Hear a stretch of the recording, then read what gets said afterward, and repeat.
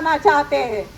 आदिवासी ईसाई पर आपने मामला नहीं किया है, मणिपुर का मनोबल आपने नहीं तोड़ा है, आपने अपने आप पर बहुत बड़ा वज्रपात के लिए आपने गलती किया है। अब आपको समझ में आएगा भारत ही नहीं संसार की महिलाएं कैसी होती हैं, ये आपको समझ में आ जाएगा। आप नंगे थे, नंगे हो और नंगे ही रहोगे, कायर थे, कायर हो और कायर ही रहोगे।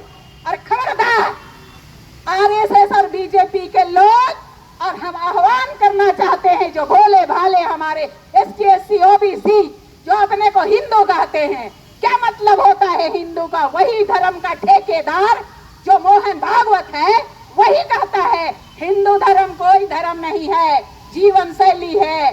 तो क्या यही जीवन शैली है जो आप मणिपुर में कर रहे हैं? हाँ, वही जीवन शैली है। ये आप यहाँ के हर एक नागरिक को समझना होगा। जब जंगल में आग लगती है तो कोई एक जाति के पशु के लिए नहीं, हर पशु हर तरह के जंगल के पशु मर जाते हैं और जलते हैं।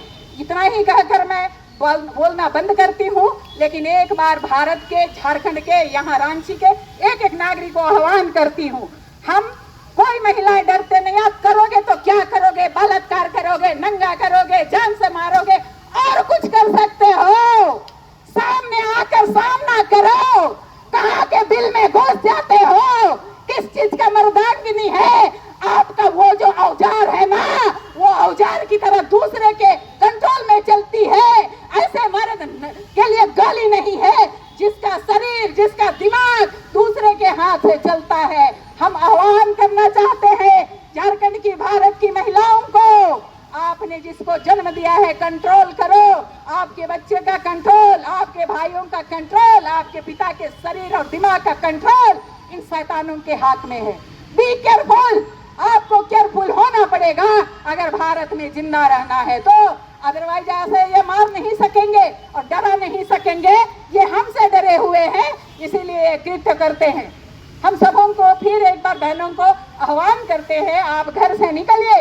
हमारा बराबर का अधिकार है। बाबा साहेब अम्बेडकर ने हमें बराबरी का अधिकार लिख कर गया है, बल्कि हम ज्यादा भी कर सकते हैं और हम कर सकते हैं तो कर सकते हैं। यही हमारी पहचान है। बस बोलने के लिए दिया गया मौका, उसके लिए मैं बहुत बहुत धन्यवाद, आभार देती हूँ। ये भारत के रहने वाले लोग नहीं है, ये विदेशी है, ये बाहर से आए हुए लोग हैं। और ये मैं नहीं कह रहा हूँ, पंडित जवाहरलाल नेहरू देश के पहले प्रधानमंत्री बने, उन्होंने अपनी किताब लिखी डिस्कवरी ऑफ इंडिया। उस किताब के पहले पन्ने पर लिखा कि मैं भारत का पहला विदेशी प्रधानमंत्री हूं। ये मैं नहीं कह रहा हूं, ब्राह्मणों ने खुद लिख कर रखा। राहुल साकित्यायन, जिसका असली नाम केदारनाथ पांडे है, उसने किताब लिखा वोल्गा टू गंगा, वोल्गा टू गंगा। उस किताब में लिखा हम बाहर से आए हुए लोग हैं, विदेशी लोग। ऐसे दस्यों प्रमाण है। तो मैं ये बात इसलिए बता रहा हूं कि अंग्रेज भी विदेशी थे, लेकिन अंग्रेजों के गुलामी में मुझे नहीं लगता ऐसा कोई उदाहरण मिला हो कि किसी महिला को नंगे परेड कराया गया हो, दौड़ाकर उसके गुप्तांगों के साथ छेड़छाड़ किया गया हो, उसके साथ सार्वजनिक रूप से बलात्कार किया गया हो। मुझे नहीं लगता कि अंग्रेजों के गुलामी में भी ऐसा कोई उदाहरण होगा। तो आप समझ सकते हैं कि एक तरफ मोहन भागवत कहते हैं कि गर्व से कहो हम हिंदू हैं, तो मैं कहना चाहता हूं एससी एसटी ओबीसी हिंदू नहीं है। एससी एसटी ओबीसी हिंदू नहीं है। भारत के संविधान के अनुसार वो अनुसूचित जाति है, जनजाति, अन्य पिछड़ा वर्ग से है, हिंदू नहीं है।